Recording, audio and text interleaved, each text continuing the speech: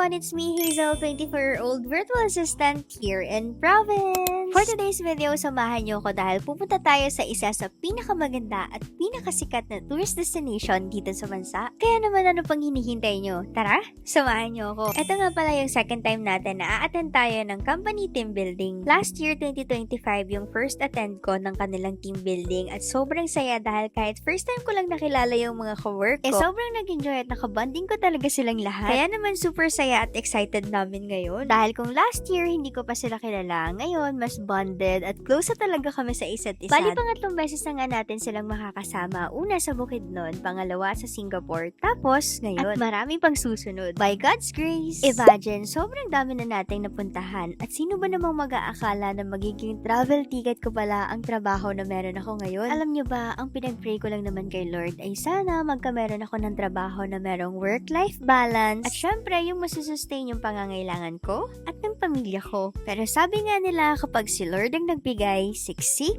liglig at umaapaw. Feeling ko kasi hindi lang trabaho yung nakuha ko, kundi isang malaking pamilya. At yung bawat team building na pinupuntahan namin, sobrang nagiging malaking parte siya ng pagkatao ko. Ang dami ko kasi talagang realization na nakukuha every time na nagta-travel kami. Yung tipong malayo ka sa pamilya mo at malayo ka sa comfort zone na kinasanayan mo. Ngayon naman sa team building na to, hindi ko lang basta-basta nakikilala yung mga katrabaho ko.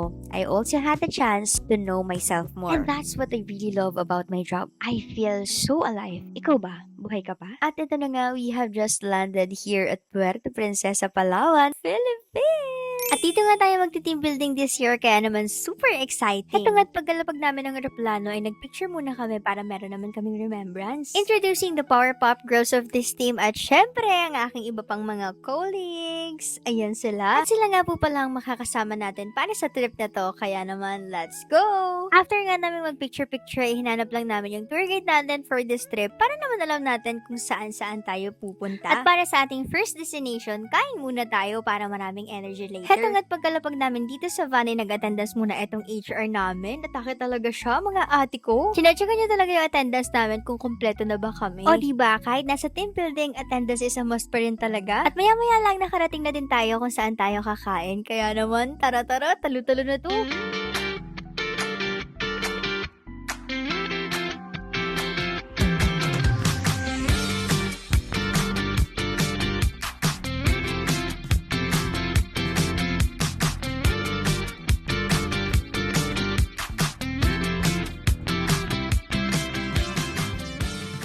Nag-enjoy ba kayo? Kasi ako, parang nagutom ako ulit. Pero hindi nakakain dahil next destination naman tayo ulit. At dito na nga tayo pumunta sa isa sa sikat na pinaka-historical places dito sa Palawan. At ito nga yung port nila na kung saan according to our tour guide ay dito naman tayong 100 American soldiers matapos silang sunugan ng mga Hapon. Nung pinapahirapan daw yung mga sundalo, hindi lang basta tali yung ginagamit sa kanila, kundi barbed wire. Alambre yung nakatali sa kanila at hindi rin daw sila pinapakain ng maayos, yung mga sirang pagkain lang. At kalapit lang nito yung Immaculate Church sila na according to our tour guide, yung haligi na ginamit dito ay nasa halos 100 years old na. At ito naman yung iba pang mga activities na ginawa namin during our day 1 here in Palawan.